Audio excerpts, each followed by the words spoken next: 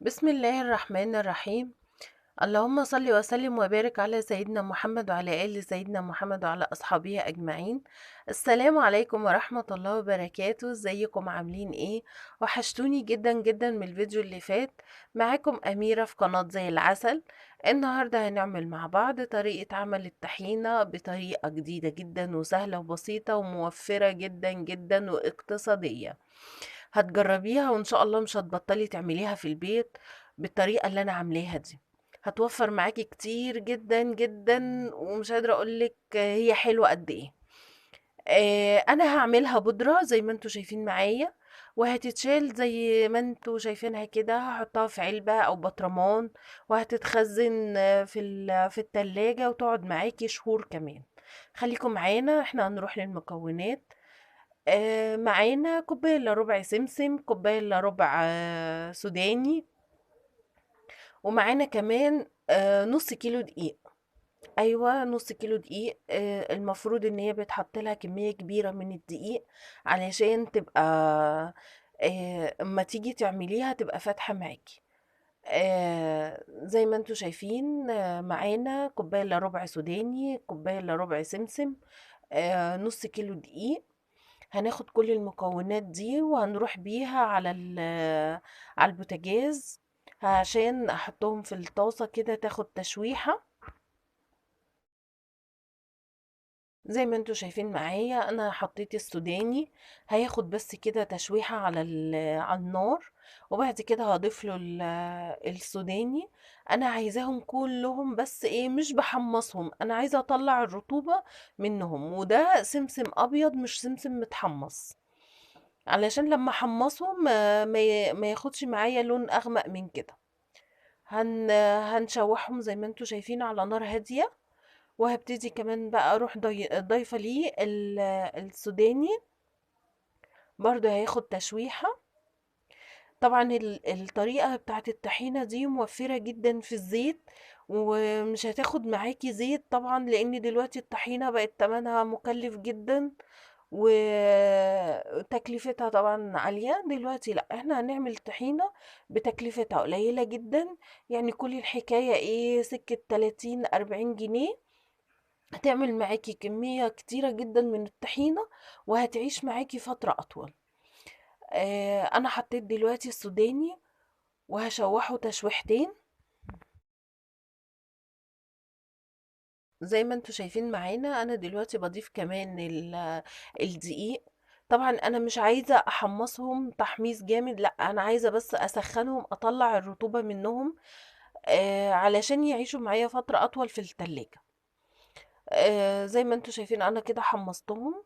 هبتدي بقى اطفي عليهم النار واضربهم في الكبة.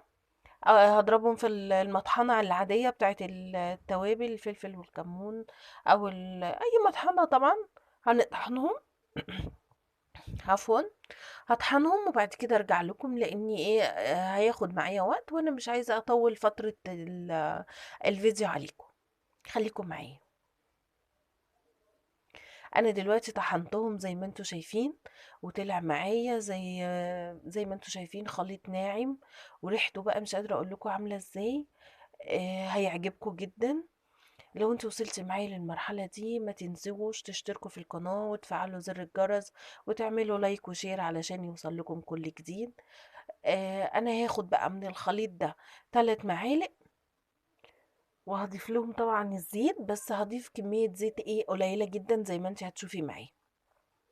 هاخد 3 معالق من الخليط اللي انا عملته، اللي هو السوداني والسمسم والدقيق بعد ما اتضربوا في الخلاط في المطحنة. انا اخدت الكمية دي وهضيف لها 3 معالق او 4 معالق زيت زي ما انتوا شايفين معايا كده. هضيف لها 3 او 4 معالق زيت، وهقلبها على ايدي كده، مش في الكبة ومش في الخلاط. زي ما انتوا شايفين معانا كده، انا بقلبها على ايدي. هيطلع زي ما انتوا شايفين طحينة بطريقة سهلة وبسيطة وموفرة جدا في الزيت. طبعًا هتوفّر معانا التكلفة في ظِل الظروف اللي إحنا فيها دي وتكلفة الزيت العالية. طبعًا لو أنا عملت كل الخليط ده في وقت واحد هياخد منّي كمية زيت كتيرة، لكن أنا دلوقتي عملتها ب4 معالق زيت، طبعًا على حسب الكمية اللي أنا محتاجاها. هتبقى زي ما أنتم شايفينها معانا كده، وقت ما أحب أعمل هاخد 3 أو 4 معالق من الخليط بتاع الطحينة اللي أنتم شايفينها البودرة دي، وبعد كده أروح حاطة عليها زي ما أنتم شايفين معانا. أنا عملتها بودرة وهاشيلها بقى طبعًا في علبة أو في برطمان كبير وهاحطها في الفريزر سوري، هاحطها في التلاجة وهتقعد معانا فترة طويلة جدًا في التلاجة، زي ما أنتِ عايزة هتقعد معانا شهر أو 2. إن شاء الله هتبقى موفّرة معاكِ جدًا وهتوفّر معاكِ في الزيت بطريقة مش معقولة، لإن طبعًا لو أنا عملت الخليط ده كلّه هيستهلك زيت كتير، فإحنا حبينا نوفّر بفكرة جديدة. زي ما أنتم شايفينها معانا كده، إن شاء الله تنال إعجابكم. ما تنسوش تشتركوا في القناة وتفعلوا زر الجرس وتعملوا لايك وشير علشان يوصل لكم كل جديد. أنا حبيت أقدّم فكرة جديدة وإن شاء الله تنال إعجابكم، وتكون فكرة ظريفة وموفّرة واقتصادية، يا رب تنال إعجابكم. ما تنسوش تشتركوا في القناة وتفعلوا زر الجرس وتعملوا لايك وشير علشان يوصل لكم كل جديد. يا رب الفيديو يكون عجبكم، والسلام عليكم ورحمة الله وبركاته.